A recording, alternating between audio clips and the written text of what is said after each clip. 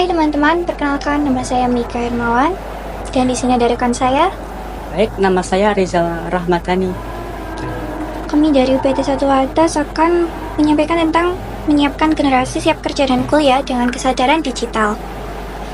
Kita langsung masuk ke poin pertama tentang menyiapkan masa depan yang lebih terarah dan disiplin. Menurut Anda, apa saja keterampilan utama yang perlu dikuasai oleh siswa agar siap masuk ke dalam dunia kerja? Baik, poin-poin yang pertama atau pertanyaan itu akan saya jawab ya. Untuk keterampilan utama tergantung bidang yang kita pilih dalam dunia kerja ataupun jurusan yang kita pilih di persekolahan. Jika kita memilih SMK, kita bisa mempersiapkan contohnya TKR atau teknik kendaraan ringan.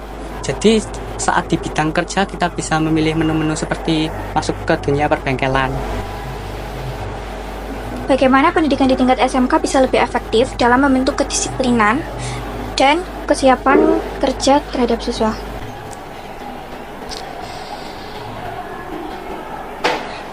Baik, untuk dukungan daripada SMK tentu saja pemberian tekanan mental ataupun contoh-contohnya untuk memberikan batasan-batasan tertentu untuk menjaga sikap siswa tersebut agar bisa berkembang dan masuk ke potensial terbaiknya dalam dunia pekerjaan. Kita masuk ke poin kedua, yaitu mengurangi kenakalan remaja dengan mengembangkan karakter positif. Menurut kamu, apa peran penting sekolah dalam membantu siswa mengurangi kenakalan remaja saat ini? Peran dari SMK tentunya bisa dibilang sangat besar karena memang lembaga tersebut yang menaungi siswa dan siswa juga dinaungi oleh SMK tersebut, sehingga tentu saja perannya sangat besar. Seperti contohnya memberikan peraturan-peraturan ataupun batasan-batasan tertentu agar tidak melanggar hukum atau mungkin mengganggu perkembangan dari potensial siswa tersebut. Jadi peran SMK bisa dibilang adalah pembimbing daripada siswa tersebut agar bisa memaksimalkan potensi daripada siswa untuk lanjut ke bidang kerja. Bagaimana cara terbaik untuk mendorong siswa agar terlibat dalam aktivitas positif yang dapat membangun karakter mereka? Baik, untuk karakter bisa dibagi sebagai 2 poin. Poin yang pertama, poin yang dipaksakan oleh atau dibimbing oleh sekolah, dan poin yang kedua secara mandiri. Untuk poin yang dibimbing oleh sekolah itu tergantung daripada minat dan support daripada sekolah. Contohnya seperti jika di jurusan media visual, sekolah memberikan fasilitas dan sebagainya agar kita untuk bisa mengembangkan bakat. Sementara di poin yang kedua secara mandiri, kita bisa belajar dan melakukannya secara awal, mulai dari hal-hal dasar lalu berkembang. Jadi untuk yang poin mandiri, kita mempersiapkannya sesuai dengan yang ada saat itu, terus berkembang mengikuti pengalaman-pengalaman agar bisa menaikkan level dan value kita. Apakah Anda memiliki contoh sukses dari program pengembangan karakter di sekolah yang berhasil menurunkan angka kenakalan remaja? Untuk program-program ada banyak, tapi jika disebutkan contoh-contohnya seperti penerapan materi bimbingan kepada siswa untuk menjaga siswa tersebut agar tidak terjumus dan bisa memaksimalkan potensi mereka. Program-program yang tersebut tentu saja dibagi dalam beberapa dasar, cuman untuk dalam beberapa dasar tersebut masih memiliki poin yang sama. Kita langsung ke poin yang ketiga, yaitu tentang membekali siswa dengan kesadaran digital untuk menghadapi era teknologi. Menurut Anda, apa saja yang harus dipahami oleh siswa SMK tentang etika digital di era teknologi saat ini?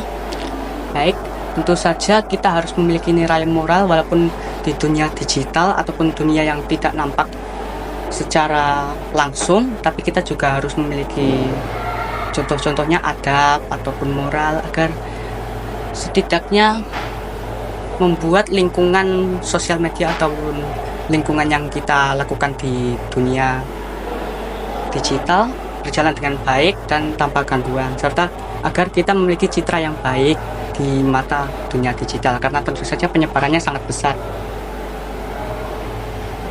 Pertanyaan berikutnya, apa tantangan utama yang dihadapi siswa dalam menjaga keseimbangan antara memanfaatkan teknologi dan menghindari dampak negatifnya?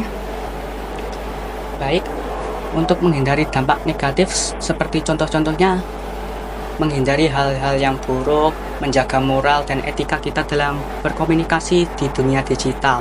Untuk pemanfaatnya tergantung daripada siswa tersebut, tinggal adanya minat dan adanya bimbingan daripada siswa tersebut agar bisa memaksimalkan potensinya.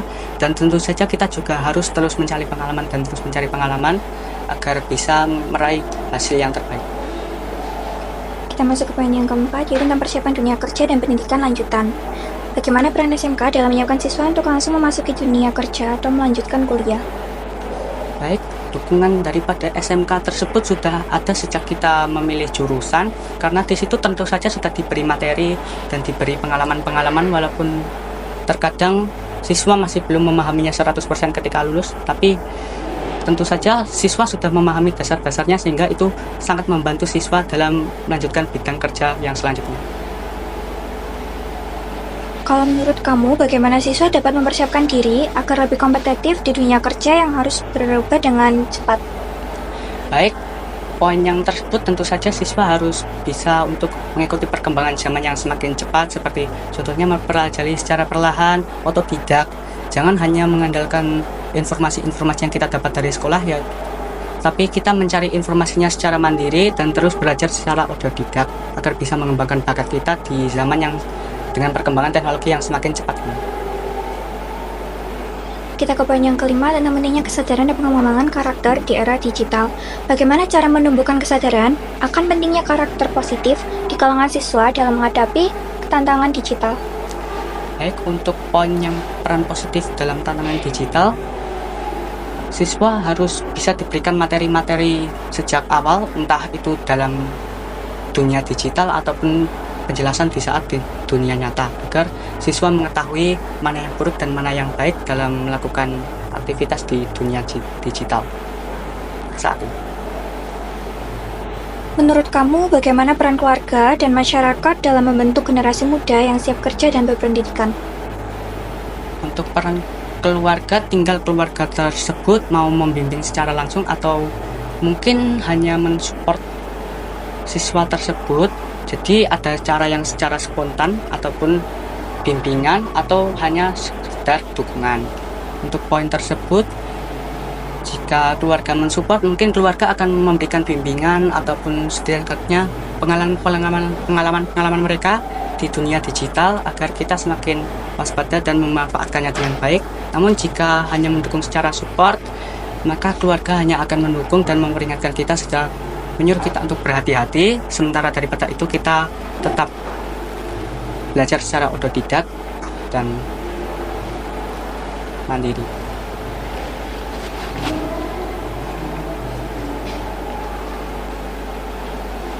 Baik, kalau begitu mungkin sudah dari sini saja pertanyaan yang bisa saya sampaikan.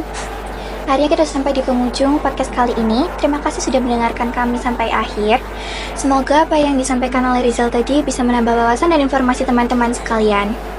Akhir kata, Assalamualaikum warahmatullahi wabarakatuh. Bye!